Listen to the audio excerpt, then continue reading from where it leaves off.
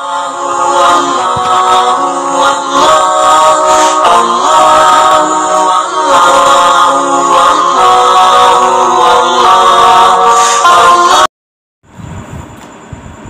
ونصلي على رسوله الكريم اما بعد فاعوذ بالله من الشيطان الرجيم بسم الله الرحمن الرحيم وما الحياة الدنيا إلا متاع الغرور قال النبي صلى الله عليه وسلم كن في الدنيا كأنك غريب أو عابر سبيل أو كما قال النبي صلى الله عليه وسلم.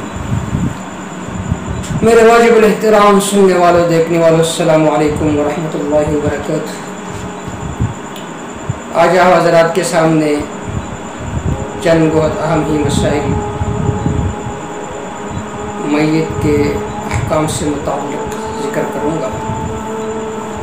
سب سے پہلے یہ بات ذہن میں رکھے کہ یہ دنیا کی زندگی ہے اس کو اللہ رب العزت نے متاع فرمایا. متاع کہتے ہیں ایک معمولی چیز، ایک معمولی سامان جس کی قدر اور قیمت نہیں ہونی چاہیے، بلکہ آدمی وہ چیز بطور ضرورت کے استعمال کرتا ہے اور پھر اس کو اپنی جگہ میں رکھ دیتا ہے. اسی طرح یہ دنیا کی زندگی یہ متاع ہے، یہ غرور ہے، یہ دھوکے کا سامان ہے، ایک عارضی نفع ہے. لہذا دنیا کو اپنے دل میں نہیں بسانا چاہیے. کشتی جب پانی میں چلتی ہے اگر پانی اس کے ارد گرد ہو تو کشتی کو نقصان نہیں پہنچتا، لیکن اگر یہ پانی کشتی کے اندر داخل ہو جائے تو سارے سوار غرق ہو جاتے ہیں. اسی طرح اگر دنیا آپ کے ارد گرد ہو تو کوئی مسئلہ ہی نہیں ہے، لیکن اگر دنیا کی محبت اس دل کے اندر آ گئی تو انسان پھر خواب و خاسر ہے اور پھر یہ انسان تاوان اٹھانے والا ہے. جناب رسول اللہ صلی اللہ علیہ وسلم نے ارشاد فرمایا دنیا میں ایسا رہو جیسا کہ کوئی مسافر راہ پر گزرتا ہے تو کبھی اس جگہ ٹھہرتا نہیں ہے، بلکہ جو اس کی ضرورت ہوتی وہ پورا کرتا ہے اور آگے اپنا سفر شروع کرتا ہے. تو اس دنیا کی زندگی میں بھی اس طرح رہنا چاہیے، اس طرح وقت گزارنا چاہیے. تو ہم نے کچھ دروس شروع کیے تھے میت کے احکام سے متعلق. آج کے درس میں ہم کچھ مسائل ذکر کریں گے غسل سے متعلق، اور پھر اگلے درس میں تفصیلی طریقہ بتائیں گے غسل کا. سب سے پہلی بات ذہن میں رکھے کہ جناب رسول اللہ صلی اللہ علیہ وسلم کے ارشاد ہے کہ جو شخص میت کو غسل دے وہ گناہوں سے ایسا پاک ہو جاتا ہے جیسے اب ماں کے پیٹ سے پیدا ہوا. اور جو میت پر کفن ڈالے اللہ تعالیٰ اس کو جنت کا جوڑا پہنائیں گے. کتنا بڑا ثواب ہے، کتنا عظیم ثواب ہے. لیکن آج کل ہم یہ کام کرتے ہیں لیکن بطور رسم و رواج کے کرتے ہیں. تو بطور رسم و رواج کے نہیں کرنے چاہیے بلکہ بطور عبادت کے کرنے چاہیے. اب کچھ ضروری مسائل ہے وہ ذکر کروں گا غسل سے متعلق. سب سے پہلی بات یہ ذہن میں رکھیں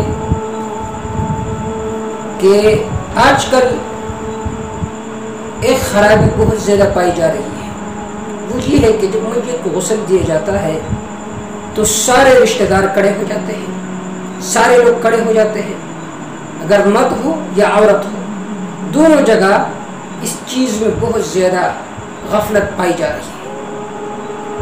ہونا یہ چاہیے کہ جو غسل دے چاہے مرد کو دے مرد حضرات، عورت کو دے عورت دے، تو اس وقت صرف وہی حضرات ہو کہ جو غسل دینے والے، باقی جو فضول لوگ ہیں وہ وہاں پر نہیں ہونے چاہیے. تو سب سے پہلے اس چیز کو ذہن میں رکھنا چاہیے، اس میں غفلت نہیں کرنی چاہیے. دوسری بات یہ ہے کہ میت کو کون نہلائے. سب سے پہلی بات تو یہ ہے کہ میت کو وہ شخص نہلائے جو اس میت کا قریبی رشتہ دار، مثلا بیٹا ہے یا قریبی رشتہ دار ہے، بھائی ہے، وہی حضرات اس کو نہلائے۔ اسی طرح عورتوں کا بھی یہی حکم ہے، بشرطے کہ وہ حضرات طریقہ جانتا ہو غسل دینے کا۔ اگر طریقہ نہ جانتا ہو تو کوئی اور آدمی بھی اس کو غسل دے سکتا ہے جو طریقہ جانتا ہو غسل دینے کا۔ تیسری بات یہ ہے کہ بعض علاقوں میں، خاص طور پر عرب امارات میں،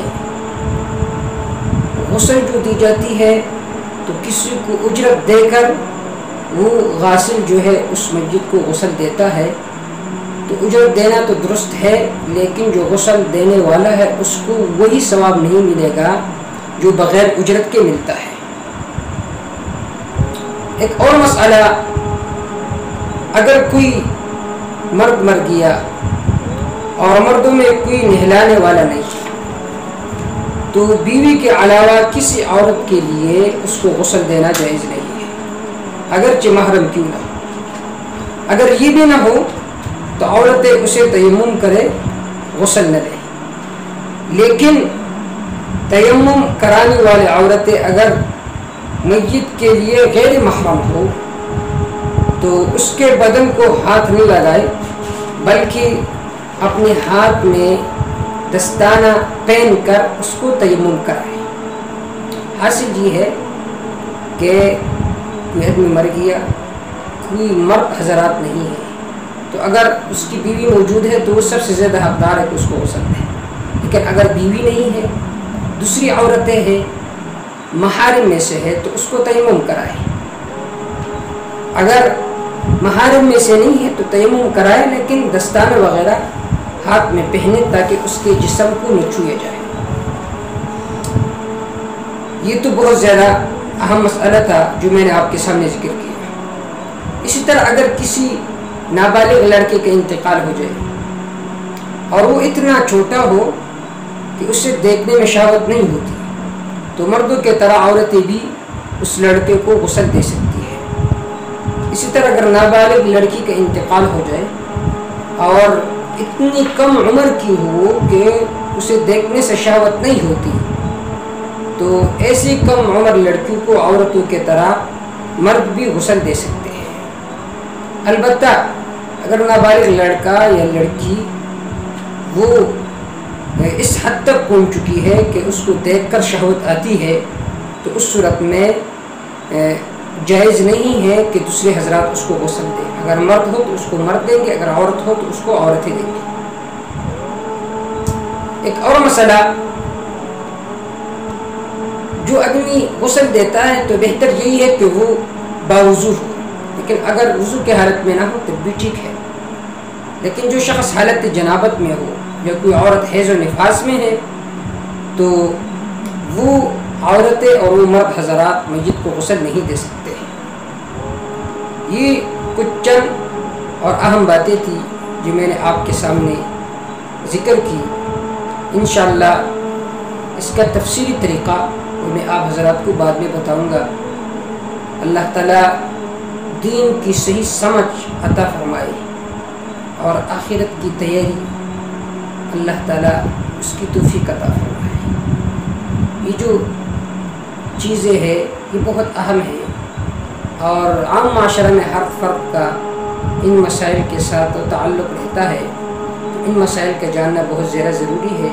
اور غسل دینے کا طریقہ، تجہیز و تکفین کا طریقہ، جنازے کا طریقہ، یہ سارے احکام یہ بہت زیادہ ضروری ہے۔